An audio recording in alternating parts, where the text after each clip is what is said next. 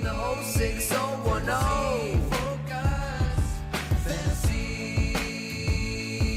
Fantasy Focus.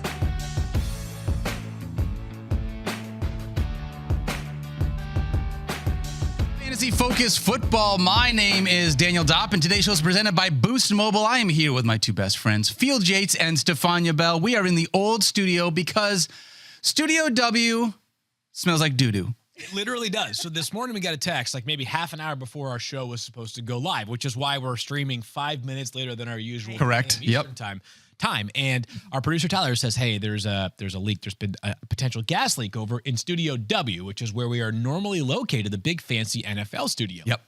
I thought just Mike Clay let a couple, toots rip. Yeah. And maybe that was what was causing the stink over in Studio W. Yeah. Just, it lingered. He cropped us in the studio, as he is wont to do.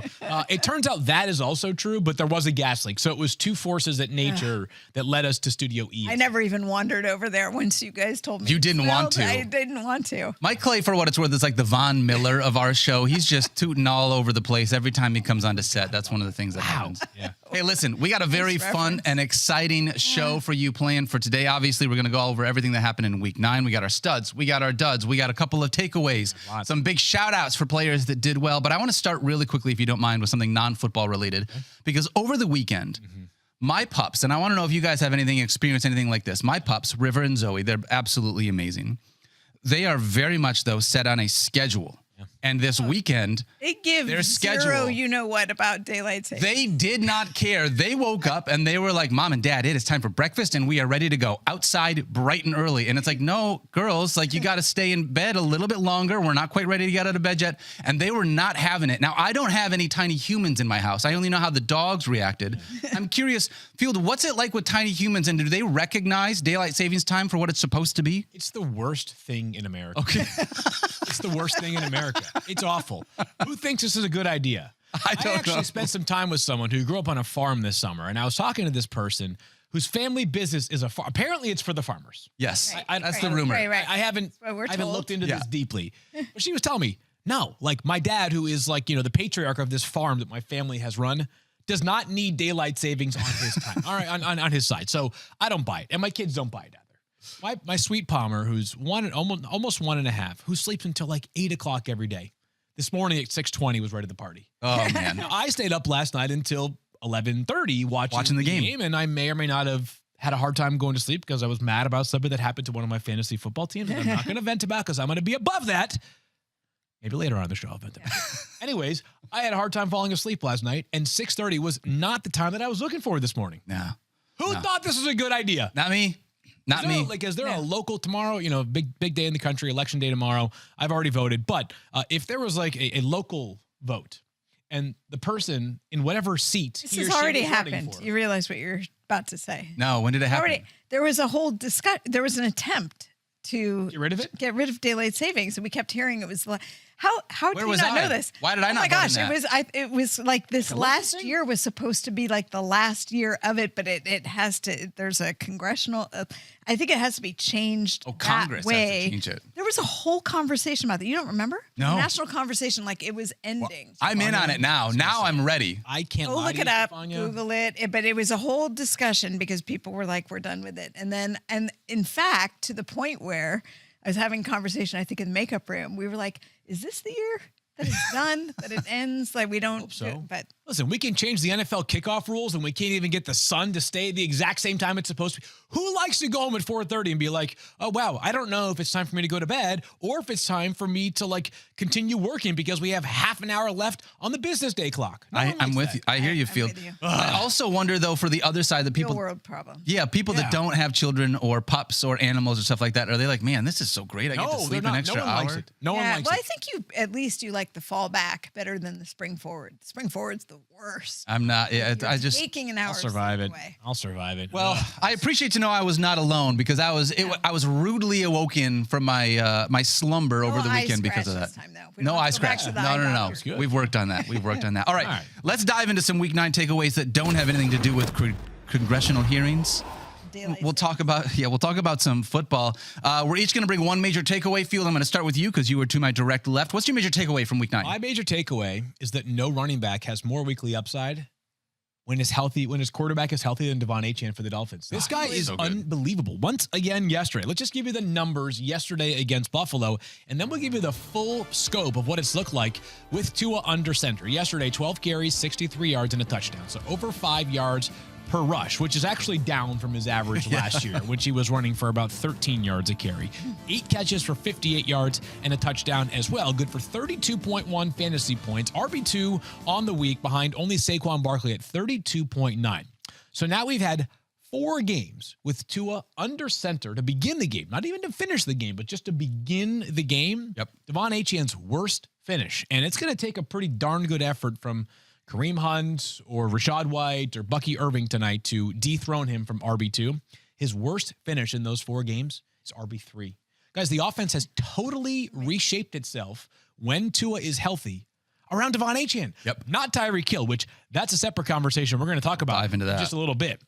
Not Jalen Waddle, who somehow yesterday managed to score a touchdown and have -4 receiving yards at the same time. I don't know how that's possible. It happened, though. But it's the Devon Achane show right now in Miami, and it's not like Devon Achane is playing 100% of the snaps. But what he is doing, he's running all the routes. Yeah. Every time the Dolphins drop back to throw the football, Devon Achane is on the field. Yep. 87% route participation yesterday for Devon Achane.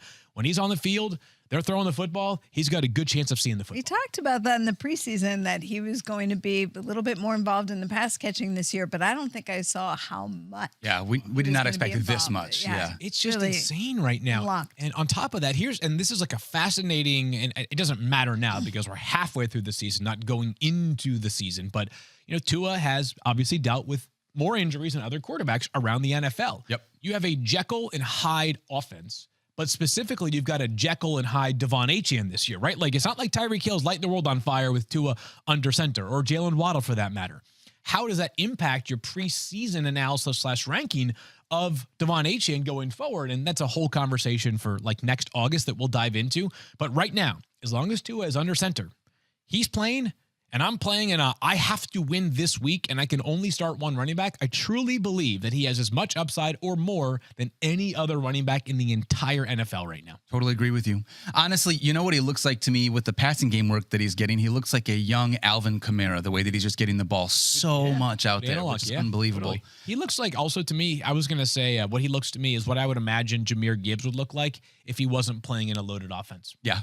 Like, Lions get to spread it around a little bit more than the Dolphins do. Monty is the hammer there. Like, I feel like if Jahmyr Gibbs were playing in an offense where he needed to be the guy more, it would look kind of like this. I'm not complaining about Jahmyr Gibbs, but I just imagine what he would look like with even more opportunity. The Lions are so lucky. They can just have Jahmyr Gibbs chill out for a half and then come in and hammer. They're unreal. They're so good right now. They're almost as good as old running backs, Stephania. You're right. Almost as good, but listen, who are you calling old? That's what I want to say. Mike Clay. No, yeah, exactly. Mike. That question was directed at Mike Clay, and this whole segment is directed at Mike Clay. Dang Mike right. Clay, who has the nerve to come in on Halloween dressed as an old running back. No. So much for, listen, I have so much I want to say. It's hard to even know where to start, but I'm going to start with Saquon Barkley, who, by the way, as of right now, as of Sunday night, was the first among running backs, second overall in fantasy points on the night.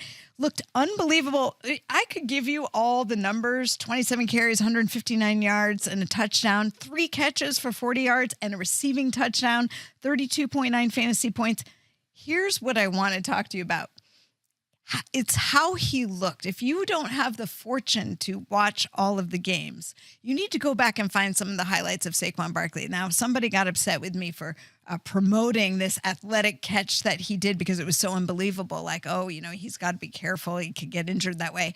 And my response to it was, if you didn't see it, Saquon Barkley basically did a reverse hurdle. He moved the guy. It was like a we can't show it. Jump. We asked our producer to take 600 photos of still frames and then put them back to back to back so you could see it all happen. There it is. There it is. Okay, if you're watching, here's what you need to understand. He was facing backwards when he made that leap, but I want you to see how he is folded in half. Like, how many of you could get into that position, I don't care how old you are, where your legs are basically fully extended, you're stretching your hamstring, your back is folded in half. To me, that just spoke to his mobility, the agility, the power, like everything that he has, those are traits that if you're telling me a running back's too old to be doing things, a running back cannot do that. Now that to me is Saquon's proof that he is not too old to play the position. Shame on you for thinking these guys should not get second deals. He was just one of three that I wanted to highlight. 3 of the top 5 finishers, running back finishers on the evening are in at least their second deal. The other one, Alvin Kamara, 29 years old. Oh, just ancient. And Derrick Henry, 30. Continues to crush. Certainly needs to be put out to pasture, right? But no, Derrick Henry continues to, there's so much stats on him. Listen, 10th straight game scoring a touchdown. He seems good. Yep. And in as far as there was something I wanted to point out from Next Gen Stats that you just need to understand isn't directly telling you about fantasy points, but indirectly is telling you why he's scoring so many fantasy points. He forced 13 missed tackles, tied for the most missed tackles forced in a game this year. He has accounted for 2 of the top 3 games in missed tackles. Nobody can stop him. And this is why he continues to put up so many rushing yards per game. He's over 1,000 rushing yards already on the season. 13 total touchdowns so far this year. That 20 touchdowns. Yeah, so if you like touchdowns, you were way too low. I was way too low saying 20 for the bold call. He's on pace for a 2,000-yard season.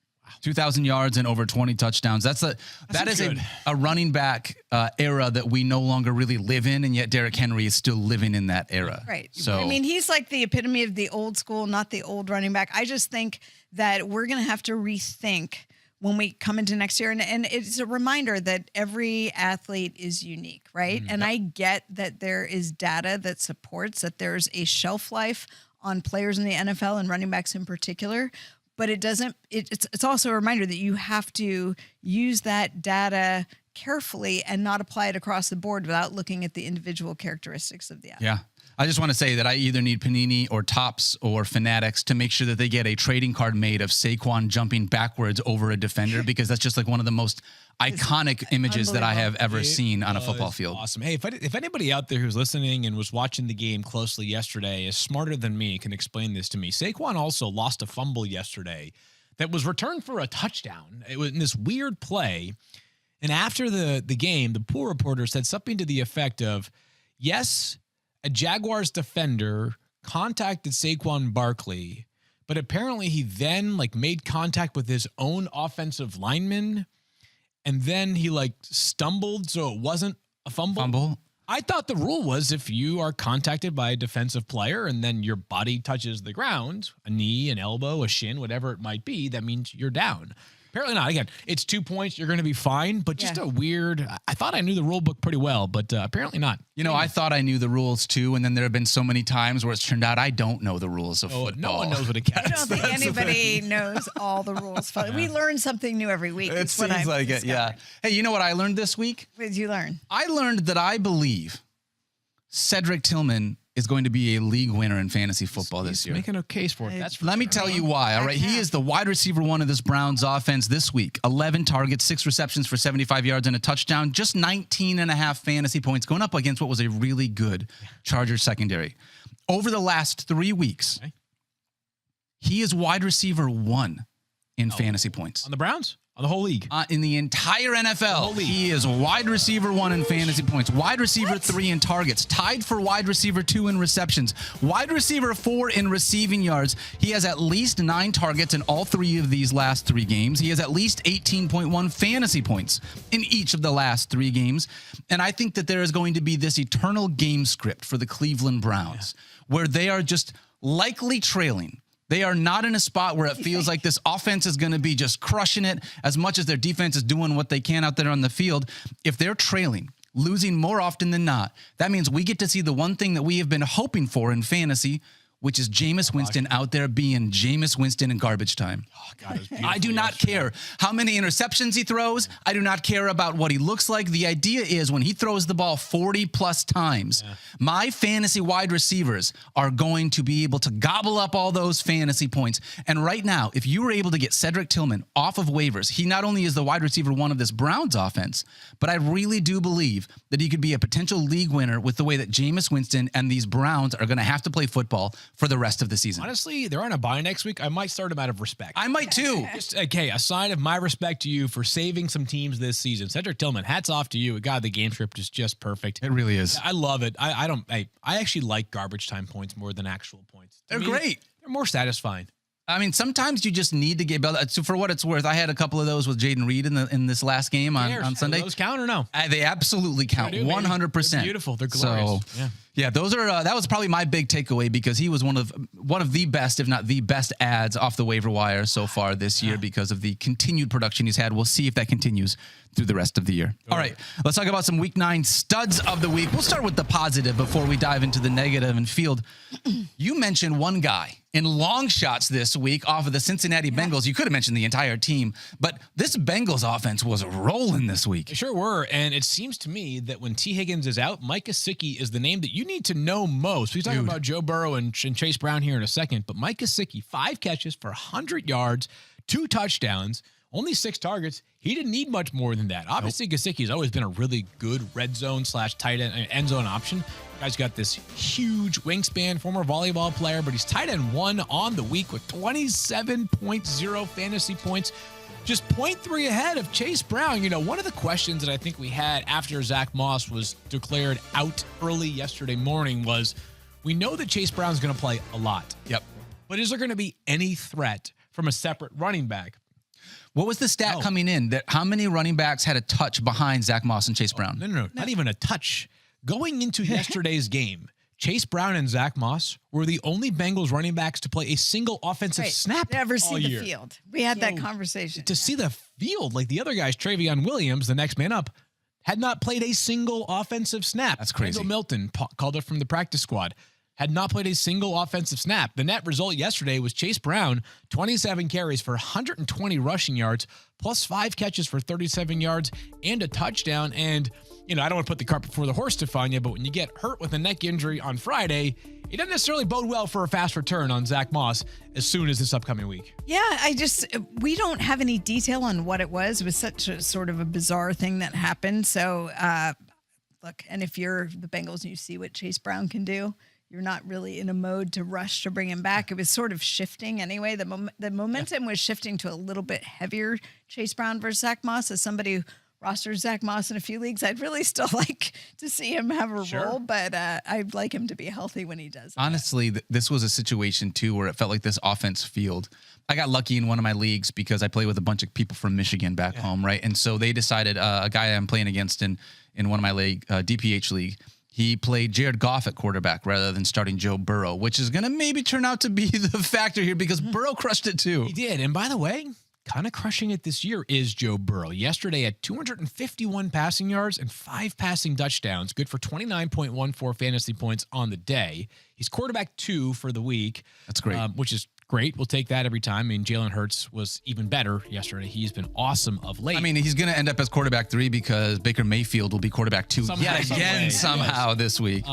But quietly, perhaps, Joe Burrow, the 7th highest scoring player in all of fantasy football this season. I would not have guessed that. I would not have guessed it. And if he sustains it, I will, at the end of the season, happily say that I was way too concerned about him. I mean, I think what's interesting is 2 things can be true. Yeah. Joe Burrow was not fully healthy when the season started by his own admission. Talks about, by the way, do you guys know he's still listed on the injury report every week? Really? So it tells me that there is something, whether he's doing extra work on the wrist to keep it loose. Like, I don't think it's fair to say, oh, well, clearly this should never have been a concern. We've never seen a quarterback come back from this injury. So it was really hard to know. I don't know, when you throw a football and you're using your wrist and forearm, you want to know that you have some comps coming back from this. We have seen him do things before to make himself better on the comeback. When he came back from that multi-ligament knee injury, the stuff he did to get himself back into play, he was driving the practice sessions in training camp to have more of a pass rush, so he was preparing himself for actual football. Like, I know that's how this guy operates.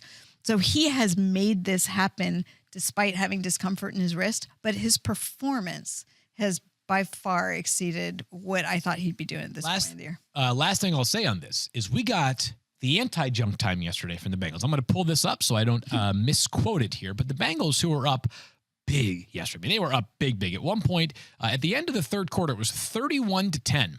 Wow. Joe Burrow threw a touchdown pass with 5 minutes and 37 seconds left. I love it. Love it. 37 to go up 38-17.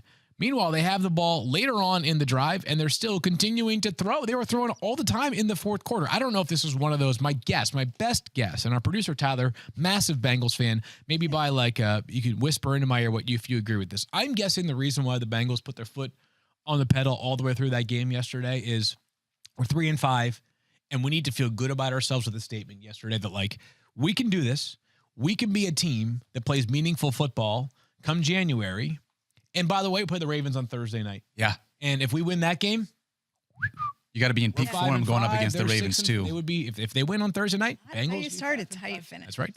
Yes. Good. By the way, just Mike Gesicki, did you know that his 100 yards and 2 touchdowns was more than no tight end has done that so far? Amazing this season. Well, no. We've talked about the tight ends being just first of all, it was like a death knell for the position. And then in the last couple of weeks, we've seen this emergence. And he just did something that nobody's done all year. By the way, that's the 4th game with no T. Higgins. I probably should have rounded this point out earlier. 4th game with no T. Higgins this season. What's Gesicki done in those games? 3 out of those 4 games, he has led the Bengals in receiving yards. Really? 3 out of the 4. So you'd think to yourself, hey, no T. Higgins, big boost for Jamar Chase. Chase will be fine. Yeah. But it seems like the true beneficiary of no T. Higgins is Mike Gesicki. Boy, it feels like you got to get your gritty ready when you know that T. Higgins isn't going to be in the game. Hitting that thing yesterday. Pretty hard. Sure. I do want to say this really quickly before we move on. And this is a football point, not a fantasy point. I've seen a couple of people talk about how they feel like the Detroit Lions have been disrespectful, trying to embarrass teams when they score so much late.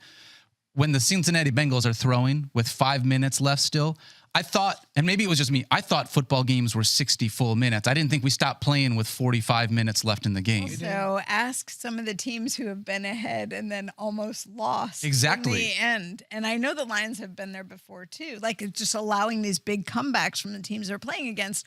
Why would you stop playing? What's this? This is not, Pee Wee football. Nope. No, we're playing the full 60 minutes and we want to win and we want to win. Games are 60 minutes long. If there are people within the Raiders who are disappointed by it, look no further than last year on Thursday Night Football. Remember, they played the Chargers and beat them 62-3, including multiple big plays in the second half. So, I think these things... Stop them. They all work out. Yeah, stop them. If you want, if you're upset about it, then play better defense and stop the offense. Yeah, that's right.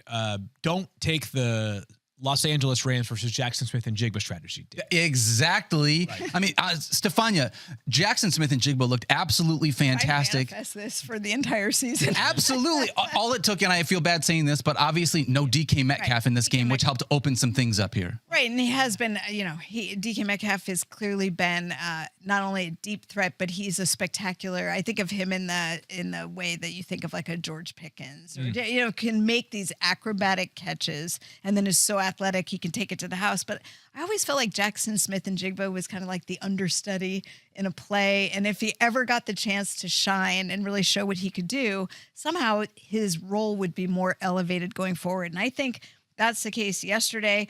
13 targets, 7 catches, 180 yards, and not 1 but 2 touchdowns. 180 yards. 37 fantasy points. Do you know that the next he was clearly the main target for Gino with 13 targets, only 3 for 63 and 1 touchdown for Tyler Lockett. Obviously, Tyler Lockett is Old Faithful in that lineup. 7 targets to AJ Barner. Yeah, baby. I thought was interesting. No Noah Fant yesterday, so Barner steps into a bigger role. What happened? Yeah. No Jake Bobo. Yeah. I mean, in terms of... He did a lot of blocking. relevant. He did the things that didn't show up on the stat sheet, Stephania. Come on. When I saw all the targets go to Barner, I thought maybe Bobo would get 1 or 2. Evan Smith is playing snaps yesterday. I have a theory on this JSN thing. He has been studying Tyler Lockett incredibly closely because we know for many years, Tyler Lockett, and I suppose to a degree still now, is good for a random outburst. And then he would follow that up with like a 2-catch, 17-yard performance. Mm-hmm. I get it that DK was out yesterday. That helped facilitate it, but of course he was out last week too. I know. Right? So JSN, you look at him this year and it's like the talent we believe in. The opportunities should be there. Gino's throwing the football 50 times a game, it feels like. So I feel like it's almost like getting your quarterback to buy in too, that you can do this in those situations. Hopefully this breakthrough performance means more good things going forward. 37 fantasy points. Unbelievable day if you started JSN in fantasy I this believe week. JSN was taken one selection ahead of or behind Zay Flowers, Daniel. Zay Flowers They were crushed it motivated too. by each other. A little bit different. Jackson Smith and Jigba had 13 targets. Zay Flowers had 6. Amazing. However, he turned those 6 targets into 5 receptions for 127 yards and 2 touchdowns. Good enough for 29.7 fantasy points. It kind of felt like another first half performance here for Zay Flowers with the way that he did this and the fact that the Ravens just sort of ran the ball towards the second half of the game here. But the dude is electric. Absolutely. I mean, he does have some boom bust nature to him. He said only 6 targets, but it's still the most on the Ravens. Yes. Like that's the whole This is the thing deceiving with the thing when you look at target Ravens. share, right? You talk about that. 3 games this year, under 5.5 fantasy points, but 5 games over 18.5, including 4 of his last 5, where he has been a top 15 wide receiver, and he's had at least 18.5 fantasy points in 4 of those 5 games. Now, I think, is that fair enough to call him feast or famine, or is 5 in favor and 3 against, not feast or famine? I think it's a little bit, it's more feast than famine. I don't think I could call it like true boom bust, because I think we've seen him, boom bust to me is still like Alec Pierce or not even MVS, Gabe Davis, like those kind of players, right? We've seen enough production out of Zay Flowers to know what he can do. Than that, yeah. I 100% believe that. One thing I was keeping an eye on was how much are they going to use Deontay Johnson in the first week? I do expect the snap share to be able to come up, but this first game, only 16 snaps. We'll talk about that more in a minute. We will. During our shout-outs. But that was a big thing that I was very excited to see, that like even with everything else going on in this offense, Zay Flowers absolutely crushed it again this week. I'm really thrilled with the consistency that I'm seeing out of him from a weekly basis. Sure, yeah. Another guy that I've been really thrilled with, J.K. Dobbins. I mean, Mike was talking about how he's going to have a really tough schedule coming Harbaugh up. impersonation. Oh, you know what? We might need another Jim Harbaugh impersonation. J.K. Dobbins, season high, 24.5 fantasy points, 5 games with at least 16.8 fantasy points, including 3 of the last 4. I do understand Mike Clay had said it is going to be a difficult strength of schedule moving forward, Field Yates. But he has been the only running back with Gus Edwards on IR that has mattered in this offense. By far.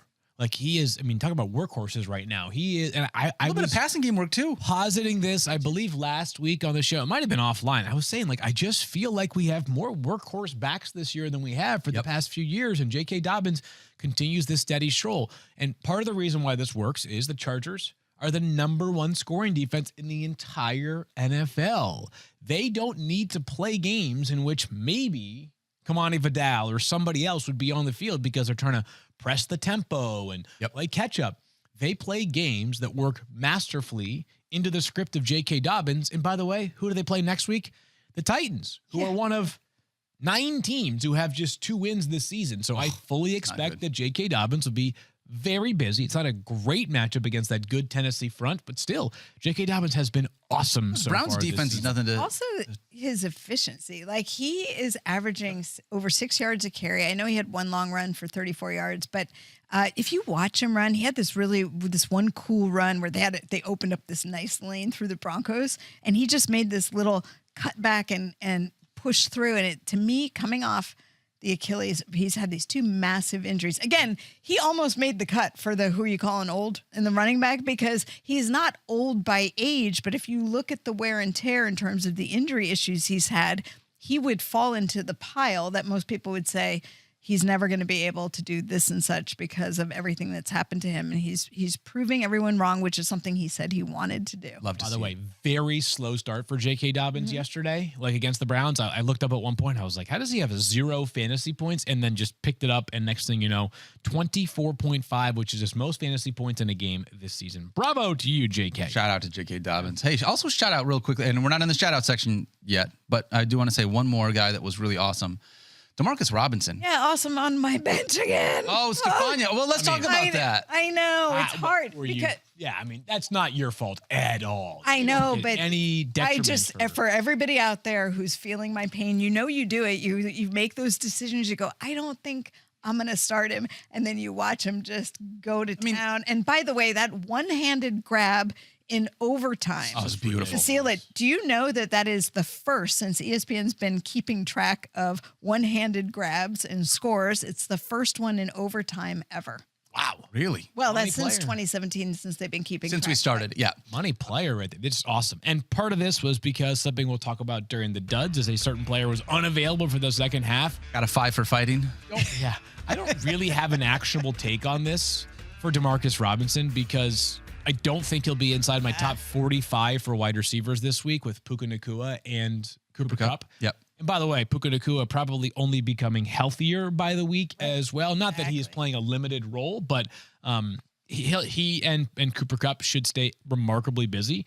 More just like bravo, Demarcus Robinson. Like my best way of describing is professional wide receiver, right? Yeah. Like good enough to fill in during these great moments, not good enough that you're like, he should be on the field all the time and be a leading wide receiver for us for a full 17 games. It felt like, and tell me if you think I'm wrong with this, but like I was wishing that we would see more of this Demarcus Robinson when both Puka and Cooper Kupp were out, but it felt like with him being the wide receiver too and not the guy that defenses keyed in on, he was able to do more of what we were hoping he was going to do over that stretch. Usually, that is a totally fair thing. It's nice to slot in where your abilities say you should slot in. So, yeah, big game. All right. Game. Let's do a couple of quick shout outs here for week 9. Field Yates, I'm going to start with you. How about a rare coach shout out, Daniel Dopp? You were kind of leading us to this, but shout out to John Harbaugh, who has been guilty in the past of not giving us a whole lot. Yep. Oh. Yesterday morning or on Saturday during the production meeting, he told CBS's Tracy Wolfson, who does an excellent job as the sideline reporter for their top team, that he expected Deontay Johnson to play somewhere between 10 and 15 snaps,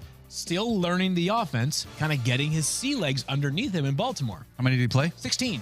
And he had 0 catches yesterday, but it was enough advice, and I was still way too high on Deontay Johnson, but I slid him down all the way to wide receiver 52 in my rankings, which means you're not playing him. And I was still too high as he had 0 catches. But John Harbaugh, like that was the difference for a lot of people between, or at least for me, playing him or not playing him. And that does not leave me, sitting Deontay Johnson is not always a great thing if he comes anywhere close to where he was with Carolina. But it worked out yesterday. So shout out John Harbaugh. Yeah, only yesterday. He's going to go back to trolling us now for the rest of the season. Yeah. Especially when it comes to Mark Andrews. But I'm going to give a shout out to Quentin Johnston, who I think has gotten a bit of a bad rep. He was off to a rougher start in the offense for the Chargers, but he has really had some nice games this year. Yeah. Yesterday, 4 catches for 118 yards. That's a career high in receiving yards for him. And a touchdown, 5 targets, second only in receptions and targets to Ladd McConkey, who's the rising star there. But still, a nice 66-yard touchdown on a blown coverage there in the second quarter.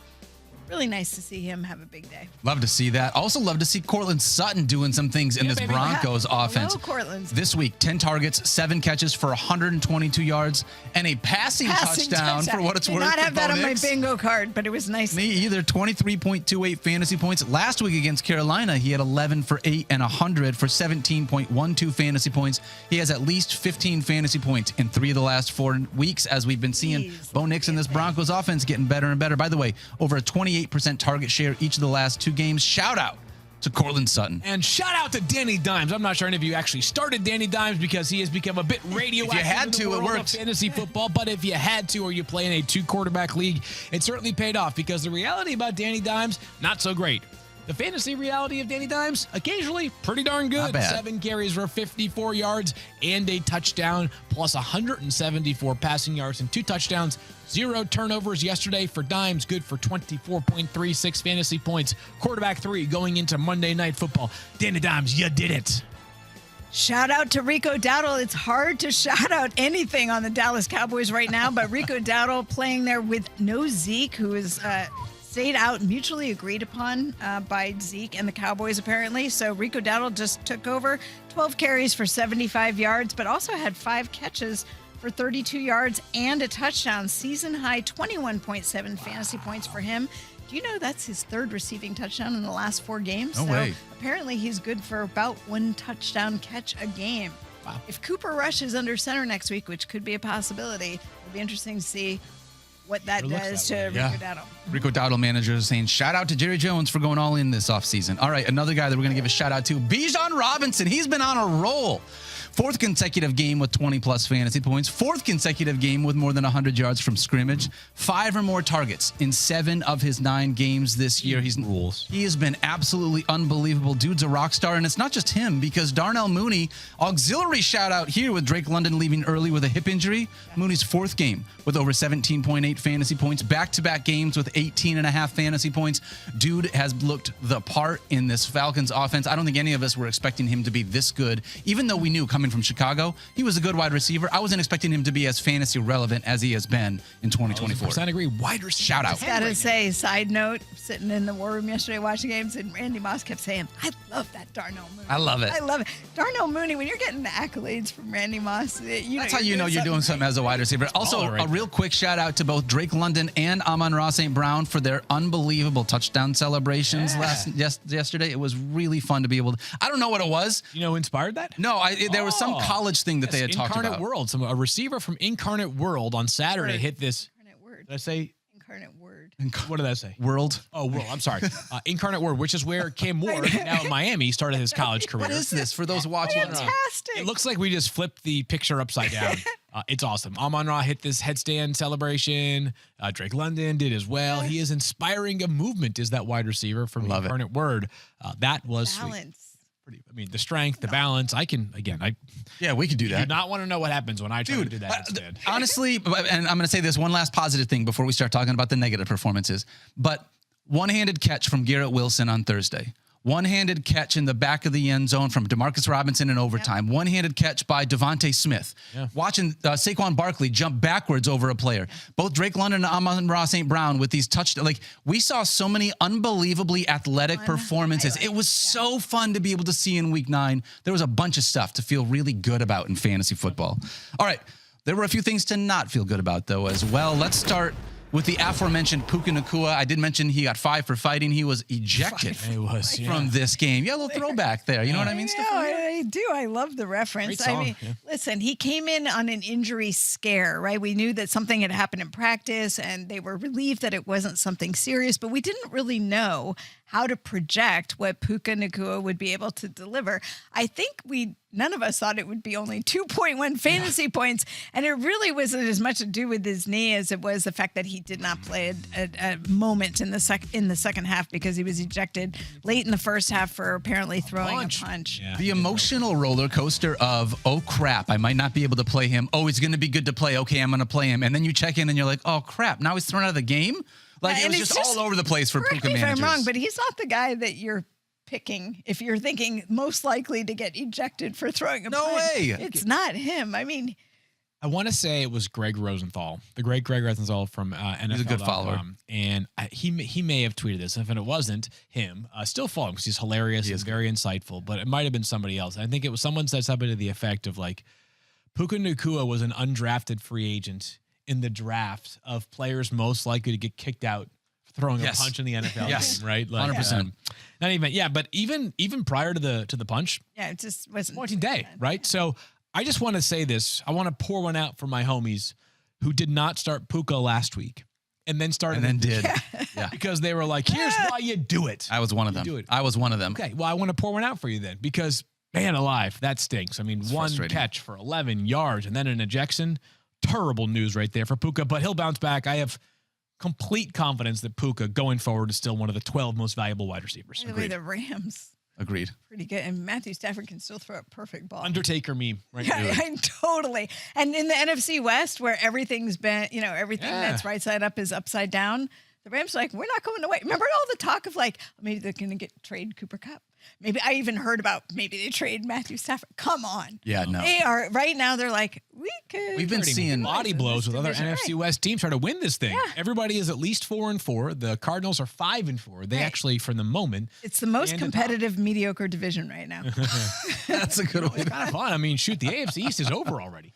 It does AFC's feel just like that. freaking over. Yeah. I'd rather be in this fun NFC Thanks West. for than the entertaining AFC. you, and just you wait till we get Christmas. Dude, Matthew Stafford has looked like old. I mean, he's that gritty. Everything that you expect from Matthew Stafford, he's still that. He's certainly not over the hill. As a Detroit Lions fan, I love being able to watch him still do what he does at a high level. It's so amazing. Speaking of doing things at a high level, a couple guys in the wide receiver spot that we thought were going to smash. Fields, you mentioned the Bengals earlier. Yeah. We didn't mention one name in there. Yeah, Jamar Chase, and I'll be quick on this one. Jamar Chase goes for 7 catches and 43 yards, 11.3 fantasy points. Wide receiver 33 on the week right now. He had 11 targets. If I told you that, sight 11 unseen, targets. sign up for it, right? Absolutely. He also, by the way, is still the highest scoring wide receiver in all of fantasy football. This is a dud specific to yesterday, but it's not a concern in any way to me. This next one is, and I'd argue it's perhaps the most concerning player in all of fantasy football right now.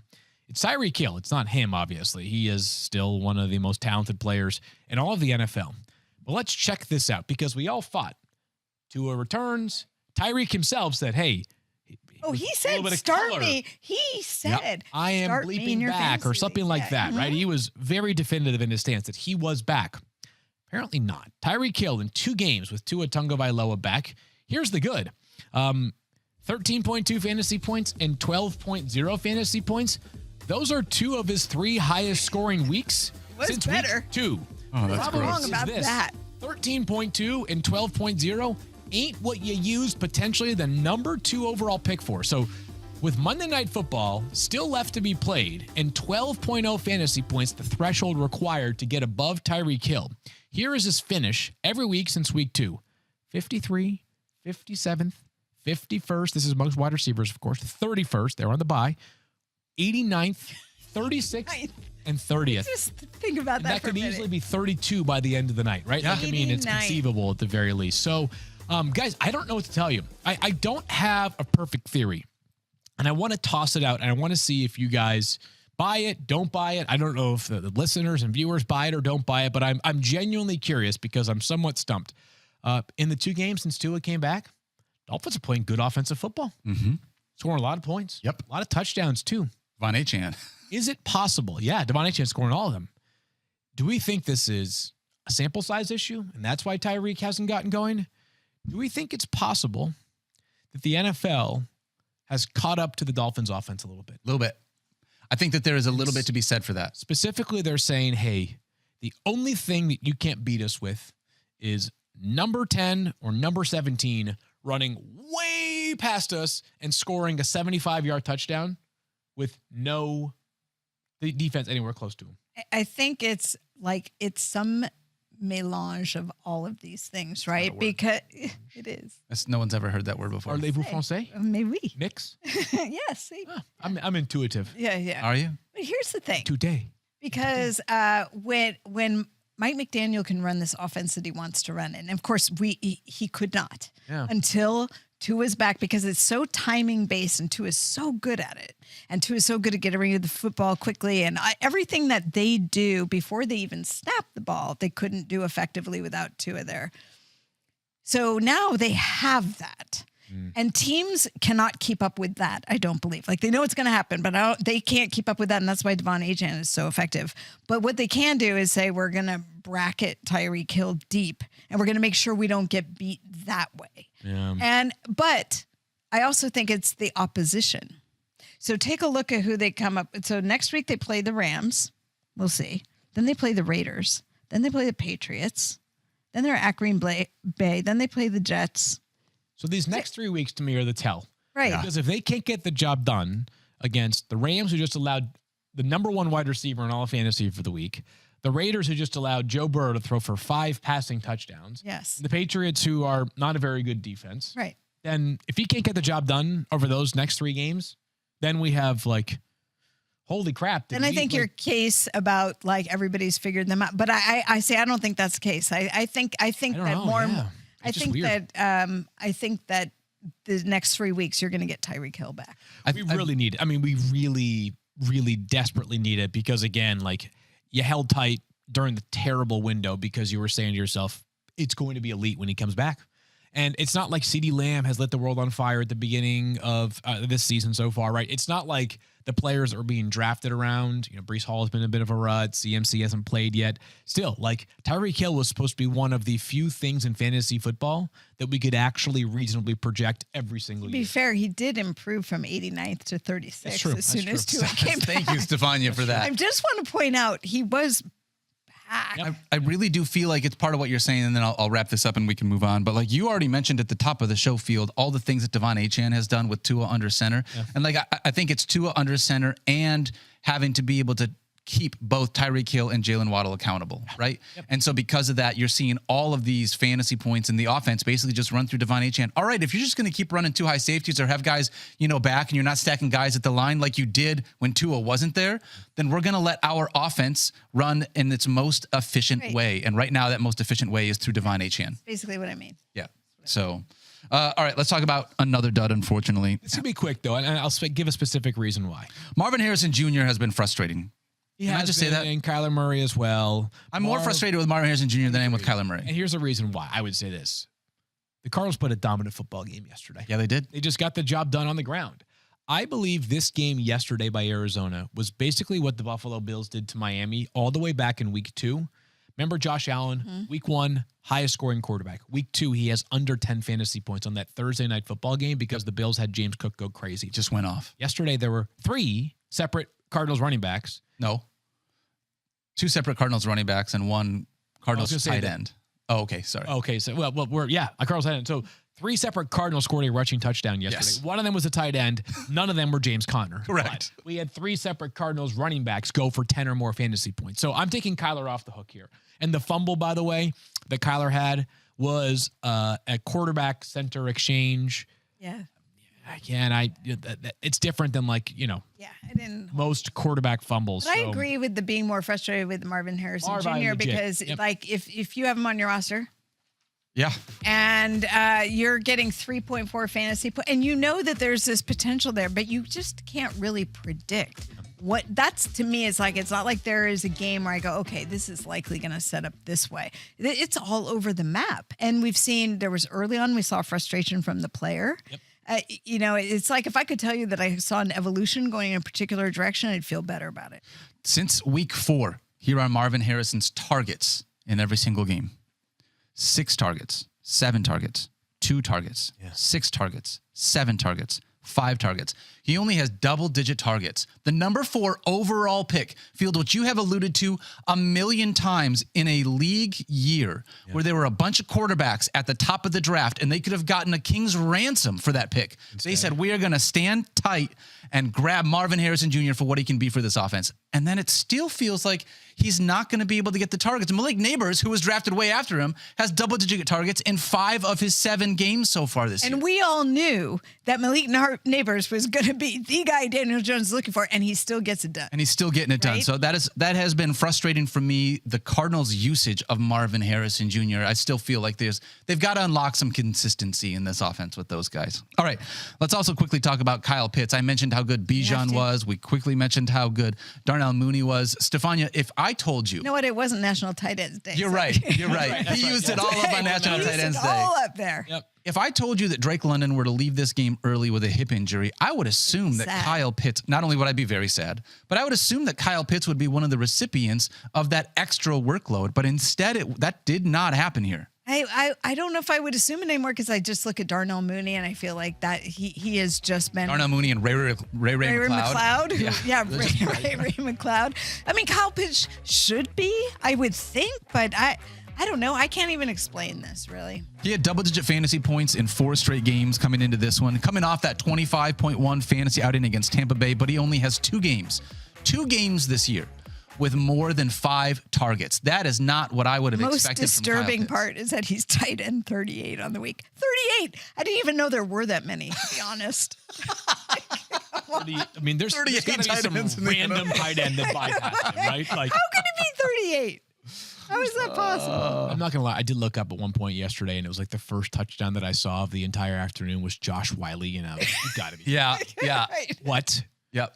Was it Josh Wiley? I don't know. Some Titans tight end. Then Nick Vannett. I'm sorry. There you go. Yeah. My apologies to both Nick and Josh. It's not right. Kyle Pitts is not tight end 30. Doesn't feel great. Well, especially coming off, I'll tell you why, and real quickly, coming off back-to-back weeks where he scored at least 10 fantasy points, it was like, oh man, Kyle Pitts might still be useful for my fantasy squad. And then it's a reminder, no, the other Kyle Pitts still exists, and he delivers 2.1 fantasy points. This can just happen. It's actually my fault. I've got this league where I have hoarded tight ends. I've got 3 of them. I've got Kyle Pitts, Dallas Goedert, and Tucker Kraft.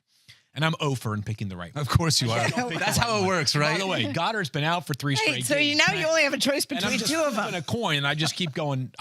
Kyle Pitts sit. Kyle Pitts sit. Kyle Pitts against the Cowboys versus Tucker Kraft in a rainy game where Jordan Love was banged up. Like, I can see why you went that route. I mean, I wouldn't have, but no, I'm kidding. Once you found out, unfortunately, and we'll find out more a little bit later this week about Drake London, Stephania, but once I found out that Drake was going to be gone, I would have assumed he just would have had more than one target, in this game. All right, another guy, unfortunately. This is the other side of your Cedric Tillman debate, because part of why Cedric Tillman was so valuable, as you were saying, Daniel, is they're always playing from behind, and Jameis loves to chuck the football down the field. Nick Chubb, wonderful story, great career. There's just not a lot of upside. There just isn't. He is a 0 in the passing game. As a matter of fact, he had -4 receiving yards yesterday. Was that like a Jalen Waddle stat? Yeah, and I think he's rushing for like under 2.5 yards. 2.7 yards per carry. Yesterday or in general? For the season, in his 3 games. So, love the player, love the story. Just don't have high hopes for this turning around to be a high upside player. No, and we know what the offense is probably going to look like with Jameis. It's going to be like we talked about, the garbage time, the chucking the ball down the field, a little bit of the YOLO quality that Jameis will always have. And unless they find themselves down in the red zone and have an opportunity to hand it off so he can run into the end zone, you're looking at single-digit fantasy points. He is not startable. I do not believe. Not someone that you should be looking at putting in your lineup. I would even go as far. I do too. We all do. This is good. All right, because basically what we describe Nick Chubb as right now is a touchdown-dependent / 100-yard dependent running back. Yep. Is he the Browns are bottom 5 in scoring at 16.4 points per game.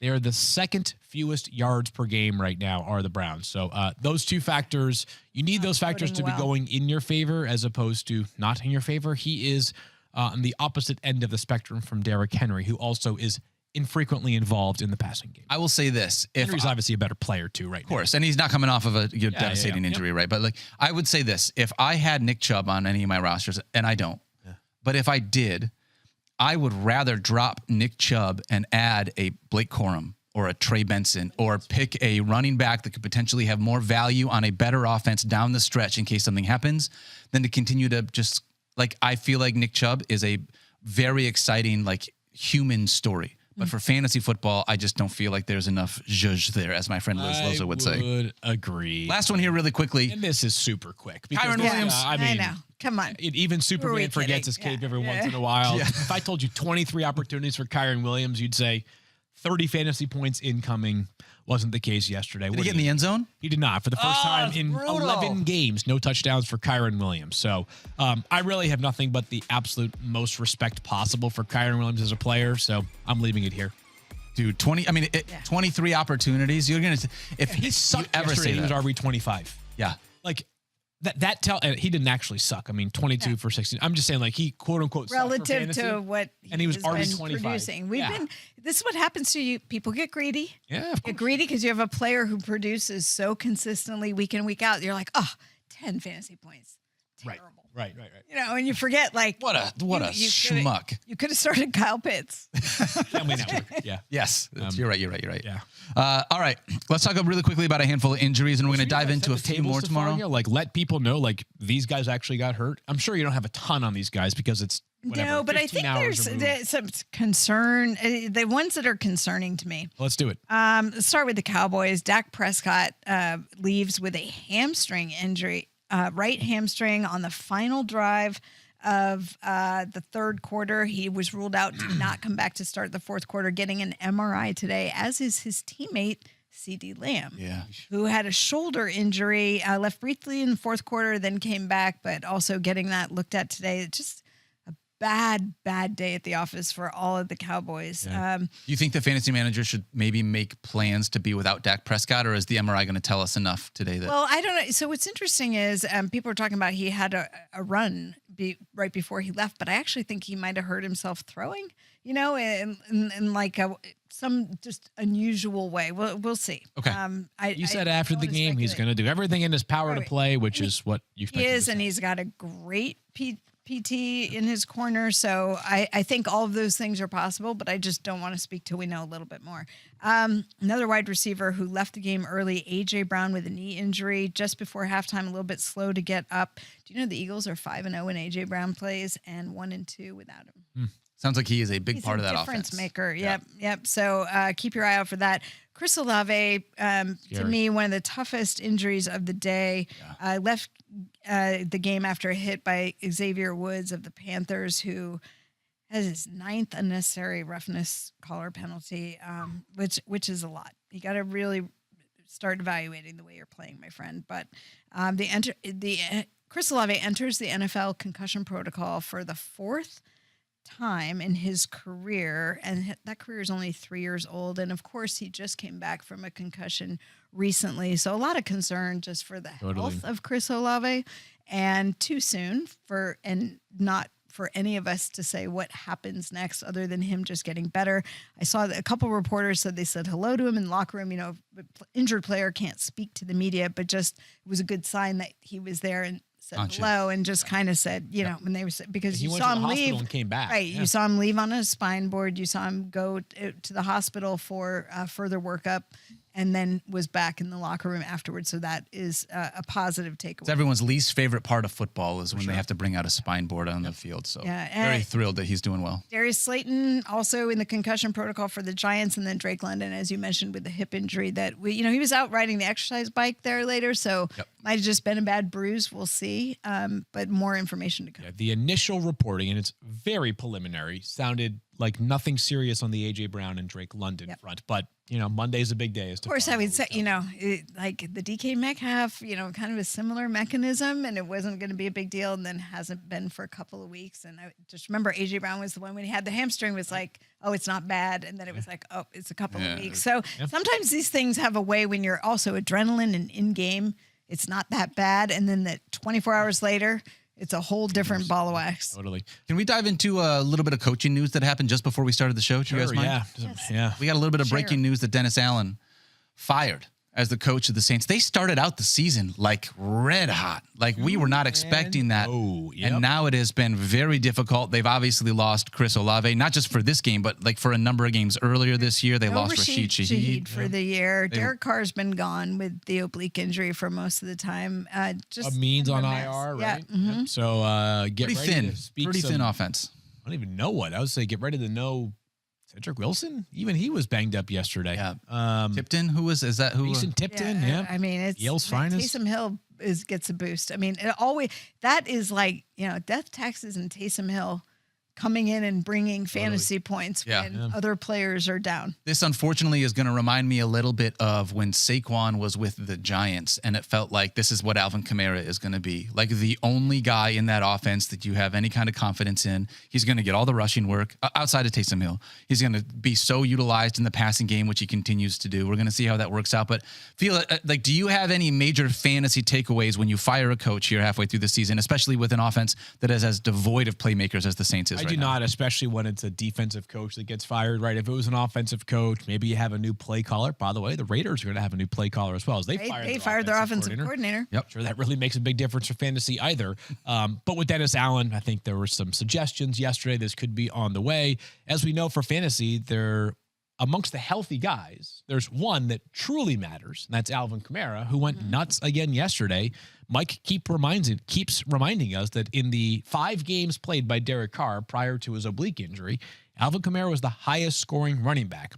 You add that 6th game yesterday into the mix, still the highest scoring running back if you just look at those 6 weeks in which Derek Carr was available. So Alvin Kamara, the Saints will talk about needing to be judicious with his touches.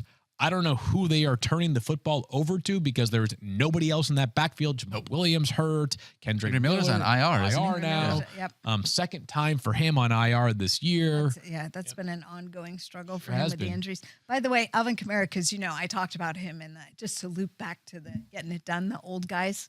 Alvin Kamara, second most fantasy points among running backs on the season with 190 points. Hey, I got to give a big shout out to Alvin Kamara because I was the only one in Red Zone that said, yes, there was going to be a running back with 155 rushing yards on the day. 155 or was it 155 or more? 155 or more. I think had was the 29 carries for integrity of the question. I think 155 yards. We're gonna have to go to the court for that because I'm not sure what it was. Was it over? I think because everybody says yes, over. Yes.